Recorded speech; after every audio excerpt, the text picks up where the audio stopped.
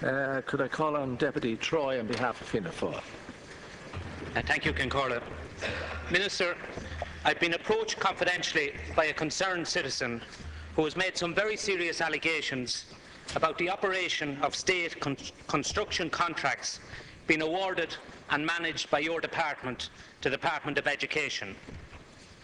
The whistleblower claims that a number of important state contracts have been awarded to legitimate operators, but the work is then being carried out by subcontractors who are ignoring basic terms and conditions for workers and who are facilitating wholesale social welfare fraud and failing to meet their statutory obligations. One example, the refurbishment and extension of St Patrick's College in Drumcondra. That contract was awarded to a major building contractor who operates legitimately in the state, but the work is being done by a subcontractor registered outside the jurisdiction. The whistleblower claims that this subcontractor is paying rates far below the market rate, but is facilitating workers to continue to receive their social welfare payment.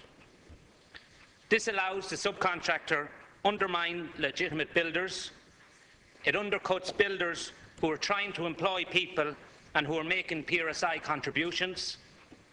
It takes money out of the social protection system that has already seen cuts to child benefit, cuts to the respite care allowance, cuts to the unemployment rate for under 25, and it flies in the stated objective of the action plan for jobs, where you claim you want to help tradesmen back to work. Most importantly, Minister, it's breaking the law, and it's a contract which you are responsible for. Minister, the whistleblower also claims that this will come as no surprise to you because he went to you in the first place to reveal this practice. He also went to the Minister for Social Protection, Joan Burton, to warn her about the social protection fraud that was going on in her department. But nothing appears to be done. A couple of questions, Minister. Can you confirm that the whistleblower came to you with this information? Can you confirm what have you done about it? And will you agree with me that this practice, which put legitimate employers out of business and which would represent wholesale social welfare fraud, is completely unacceptable? Thank you, Deputy. Minister. I want to thank the Deputy for raising this matter. I am aware of these allegations in relation to the specific case in question. I have asked the relevant sections of the department to make the investigations, to check that all of the claims that you have put on the record of the House, Deputy, are in fact fully investigated. We also employed, some years ago now, in fact, a special agency to go on site to be able to ensure that the terms and conditions of contracts are being properly applied. And so far, I've been told that the breaches which have been alleged, and which you've now put on the record of the House, are not in fact happening. But I'm still not satisfied that there is not some substance to the concerns of the whistleblower in question. Deputy. Well, Minister, my information tells me that CAS have never entered St Patrick's site in Drumcondra to date, and that was as late as an hour ago. The same whistleblower that came to me and came to you reported similar concerns in relation to a construction site in the Midlands. And that construction site, having been visited by a social welfare inspector, found that there was in excess of 19 people working and claiming social welfare. Now, earlier on this week, Minister, your department on RTE Radio advised that CAS would be inspecting sites during the course of the summer months. Well, that's akin to telling a burglar the house is vacant between 9 and 10, come on in. This is a very serious allegation, Minister, and I wish to know today what you are going to do to ensure that state-funded taxpayers' money is being money well spent, and that people and workers' rights are not being infringed, and that there is not going to be an allowance for people to continue to claim social welfare illegitimately. Thank you. Minister. Well, obviously what the Deputy has just said is clear incidents of the law being broken and blatantly broken, and we've had this problem going back over years in relation to some builders on some sites. And I was absolutely determined, insofar as I can, to ensure that the sites in question and the monies that are raised from the taxpayer will be properly spent and in accordance with the law. I was assured that the inspections that have taken place to date and the inquiries that were made did not reveal any substance to the allegations that you've made. But I will, again, arising now from what you said, make further inquiries, and I'll get back to you directly, Deputy. Thank you. Deputy MacDonald on behalf of Sinn Féin. Well, Minister, it seems that reality again has bitten in respect of the health budget. And it seems that finally on Taoiseach and indeed your colleague James Riley, the Minister for Health, are finally coming to their senses. They now accept what we all have known for many months. And that is that government will not meet your proposed cuts in the health budget. Last year, Minister, you and your colleagues, particularly those in the Economic Management Council, imposed €666 million of cuts on the health budget for 2014. And this was despite the fact that there had been a €200 million overspend in 2013, and despite the fact that everyone knew the demand for services were on the increase. In fact, in total, you agreed to a cut of over €1 billion in health spending for 2014. And health professionals warned that you couldn't do this without hurting patients. They told you that less staff could not treat more patients. They told you that people would suffer and potentially lose their lives as a result of your decision, and yet you refused to listen. You pressed on regardless of the human cost. And week after week in hospitals and communities across this state, we have seen that cost. The cuts imposed, Minister, included a €133 million cut to the medical card budget. And that is why parents with chronically ill children had their cards so cruelly snatched from them. But now the cat is out of the bag. Question, the HSE will need a supplementary budget again this year, and indeed it will be even bigger than that of last year. If reports are to be believed, they will need at least €500 million, €500 million. So, Minister, my question to you is this. Do you now accept that you, the government, members of the Economic Management Council, got it wrong when you imposed an additional €666 million of cuts in the health budget? And will you today, Minister, on behalf of government, commit to protecting the health budget from any further cuts this year or in budget 2015? Thank you. Minister. Thank you. Deputy, the Economic Management Council consists of 4 people, 2 of whom were previously Minister for Health and have some knowledge of the operation of that department, not, mind you, while it was put into the HSE, which has been the cause of a lot of difficulties since it was badly implemented in the first place. The budgetary arrangements for this year and the overruns in the health budget are a matter of concern and will be considered by the Economic Management Council and by the Minister for Health and by the Cabinet. Deputy MacDonald. Well, thank you for that less than illuminating answer. I didn't reply to your speech. I answered your question. Clearly, those members of the Economic Management Council, whilst they might have had some exposure to the Department of Health, and you claim they have a level of expertise, they got it very badly wrong.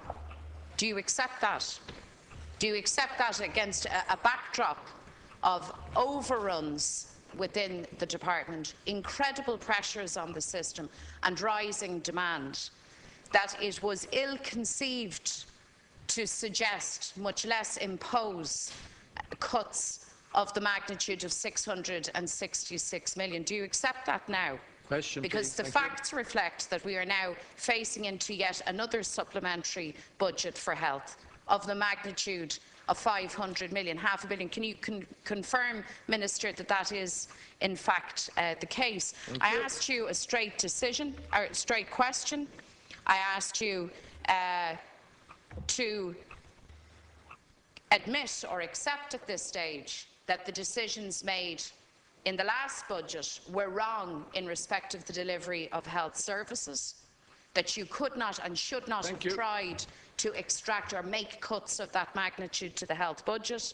And then I asked you to make a commitment that there would be no further cuts to the health budget this year or in budget 2015. So could you give a slightly more comprehensive answer, Minister? Do you accept that you got it wrong?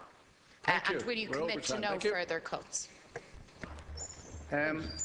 Deputy, I can't recall in the last 25 years, when there wasn't a supplementary budget for the Department of Health, and the Deputy sitting beside you, who's a long time in this House, will concur with me with his knowledge of the health area. Because it's demand-driven and because that demand cannot be predicted in advance, unlike, for example, the school's population for pupils and a whole lot of other areas, it is simply impossible, if you have a demand-driven scheme, to get a balanced budget in that regard. What is at issue here is the scale of the demand and what's required to fix it. And that will be a matter that will be, in the first instance, a matter for discussion between the Minister for Health and the Minister for Public Expenditure and Reform. And when they have concluded their discussions, no doubt if you put down a question to them, they'll be able to tell you what the detail of it is. Thank you. Deputy Catherine Murphy. Thank you. Minister, we've just watched, some of us in total frustration, as a fundamentally flawed housing bill has passed through this House. The bill alone is not the problem. It has major flaws, but the biggest flaw of all is the lack of a coherent housing strategy that takes account of the bigger picture and focuses on economic and the social consequences of how we plan and deliver housing in all its forms. Consider, Minister, what we're doing. Currently, spending on HAP, well, it will be on HAP, RAS, rent supplement, long-term leasing, it works out at somewhere in the region of 400 million a year. If you spend a similar amount, and there's no reason to believe you won't, over the next 10 years, that will be 4 billion. And essentially, all it's doing is going into the pockets of landlords. It's not good value for taxpayers in the longer term. I accept that there's a short-term need, but it's not good social. It's not good social policy. Officials from the lead authority who piloted the new HAP scheme came into the Oireachtas and they told us, and I quote, "Once households are supported on HAP, they will be considered to have their housing needs met and will be removed from housing waiting list." They went on to say, at the end of December 2013, there will be approximately 80,000 households on rent supplement. Of these, 50,000 are on long-term rent supplement, and they will migrate to HAP. As they transfer to HAP, waiting lists will be reduced by 50,000. Now, it's a temporary solution to a permanent problem. It's about massaging figures. It's not about delivering real homes. So, Minister, clearly we need a housing strategy that's integrated with other public policies like transportation, finance, your own Department of Education. This won't happen by accident, but what I am saying is an outsourcing of responsibility to private market, to the markets, and a developer-led approach, and we're back to the building model that we had that led us to the crash. So my questions are, Minister, do you accept that if we are to rebuild Ireland, that a housing strategy has to be at the core of that rebuilding, that we can't replicate what we had in the past of boom and bust in the construction sector? And do you accept that the HAP scheme will superficially manipulate the housing list figures and obscure any transparent analysis of the real social housing needs? Thank you. Minister. I share the Deputy's concern about the housing situation in this country. I do believe that it is has been aggravated by the collapse of the economy caused by the previous administration and the decimation of the construction industry. At the height of the boom, 25% of economic activity was going into the construction industry, when an appropriate spend would have been closer to the order of between 10 and 12%. It went right down below 5, as you know, and we're trying to recover. There is an additional problem in access to housing for people who aren't able to afford market rates. And I know that the Minister for State with responsibility for housing, Deputy Janice Sullivan, is attempting to develop and improve the current response to the housing crisis, which is very grave. Deputy Murphy. I don't think any of us benefit from a short-sighted or a short-term or short-sighted approach to this. We need a coherent plan that is multifaceted, that is across several different departments. I mean, there's people who are doing excellent work in our universities, for example, in NUIM, in the like of DIT, and have written widely on this. And essentially, it seems to me that we have a piecemeal approach to a problem that, yes, it's a crisis now, but it will continue being a crisis if we don't have a vision and a plan for the future. There's 1 in 4 households where there's nobody working. We have an army of people who could be described as working poor. Purchasing for many of those people is not going to be an option.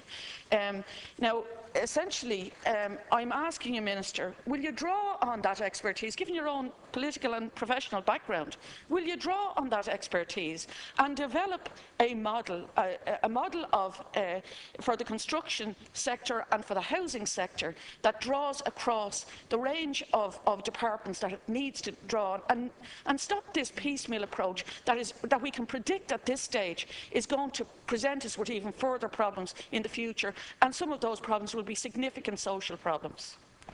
Minister. Well, I must say that I share a lot of what you've just said, and I agree with it, that we do need to develop a long-term strategy in relation to housing.